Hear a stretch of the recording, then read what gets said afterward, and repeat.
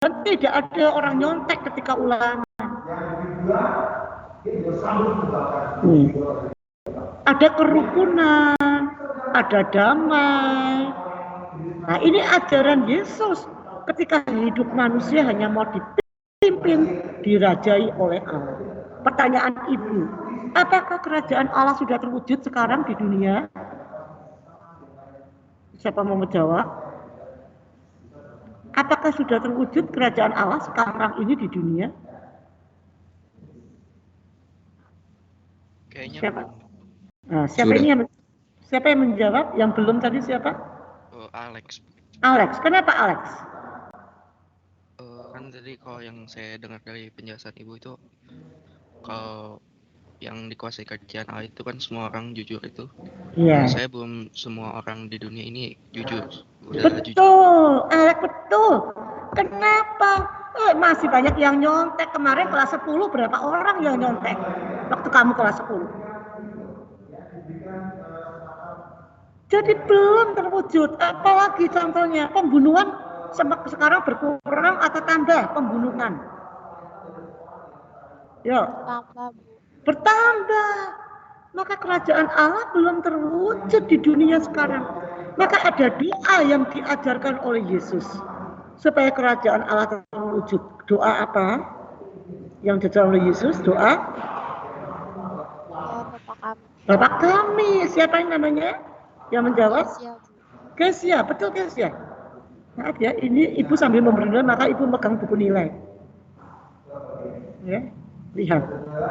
Datanglah kerajaanmu. Tuh. Itu didoakan tiap hari supaya tidak ada lagi anak nyontek ketika ulangan. Saya dengar loh kelas 10 kemarin berapa orang yang nyontek masal. Anggotanya juga kudus. Kenapa? Karena kita dibaptis. Anggotanya kudus. Jelas ciri-ciri gereja yang kudus, sumbernya kudus, tujuan dan arahnya kudus, jiwanya kudus, unsur-unsur atau kekayaannya kudus, anggotanya kudus. Jelas? MIPA 3? Jelas, Bu. Oke, berikutnya.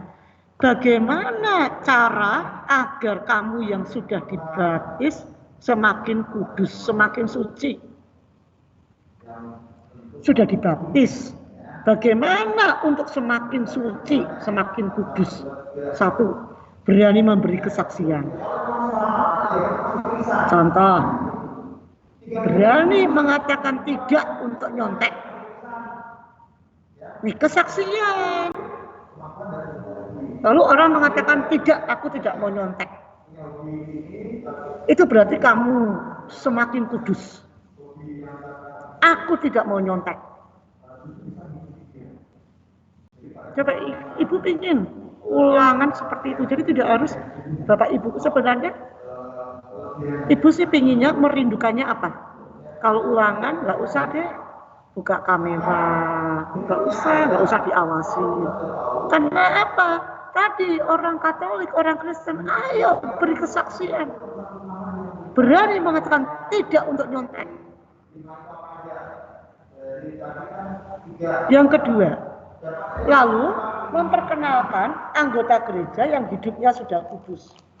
Contoh siapa? Santo Santa. Memperkenalkan anggota gereja yang hidupnya sudah kudus. Santo Santa. Ketiga, menjalani Injil. Kenapa Injil? Supaya meneladani Yesus. Karena Injil itu apa sih? Isinya tentang dari kelahiran Yesus sampai kematian Yesus. Di situ ada Yesus membuat mukjizat, mengampuni orang, menolong orang, dan sebagainya. Jelas? MIPA 3. Upaya menjadi kudus, jelas? Jelas, Bu. Yakin? Jelas? Yang lain? Yang lain? Oke. Jangan salahkan Ibu ketika nanti ulangan nggak bisa, ngomongnya nggak jelas. Salah sendiri kenapa nggak bertanya? Ini cirinya, ini upaya. Nah yang ketiga, sekarang ini gambarnya siapa? Saya pakai latar belakangnya beda lagi. Sekarang mau menjelaskan sifat gereja yang Katolik. Gambar siapa itu? Bunda Teresa. Betul, Bunda Teresa. Kenapa? Katolik itu artinya apa sih Katolik? Ini, umum, universal. Itu arti Katolik. Kalau arti Kristen, ras Kristen. Kristen itu artinya pengikut Yesus. Tapi kalau Katolik artinya umum, universal, terbuka. Terbuka pada siapa? Pada semua orang tanpa melihat latar belakangnya. Suku, agama, dan ras. Maka lihat ini Ibu Teresa. Dia menolong banyak orang, tidak melihat apapun agamanya. Apanya yang umum, apanya yang terbuka dalam gereja Katolik? Lihat, satu, rahmat yang ditawarkan. Awas ya, apanya yang umum? Satu, rahmat yang ditawarkan. Maka Bunda Teresa menawarkan kebaikan kepada orang-orang yang dibuang, disampah. Pada waktu itu Ibu Teresa melihat bayi-bayi yang baru dilahirkan dibuang di tong sampah, masih belumuran darah karena habis dilahirkan. Rupanya itu hasil aborsi. Perempuan-perempuan yang melahirkan lalu tidak menghendaki anaknya dibuanglah di tong sampah. Bunda Teresa menawarkan rahmat itu. Dia mengambil bayi-bayi itu. Kedua, keselamatannya ditawarkan untuk semua orang. Tidak melihat suku, agamanya. Lalu Bunda Teresa, saya membaca bukunya Bunda Teresa. Bunda Teresa itu, apa namanya? Dia menemui seorang pengemis yang kelaparan. Lalu dia mengais-ngais makanan di tong sampah. Siapa tahu ada orang membuang bungkus makanan. Ya, lalu Bunda Teresa mengambil pengemis itu, dia rawat, dia bersihkan. Pengemis itu sudah sangat bau, kena lalat di tong sampah. Bunda Teresa menawarkan, dan Bunda Teresa tidak bertanya, apa agamamu? Nah, maka Katolik itu artinya umum, terbuka, universal kepada semua orang. Apanya? Rahmatnya. Dua, keselamatan. Bunda Teresa memberikan itu. Pertanyaan Ibu, apakah rahmat dan keselamatan yang ditawarkan oleh Bunda Teresa begitu saja bisa diterima oleh orang-orang di India, menurut kamu?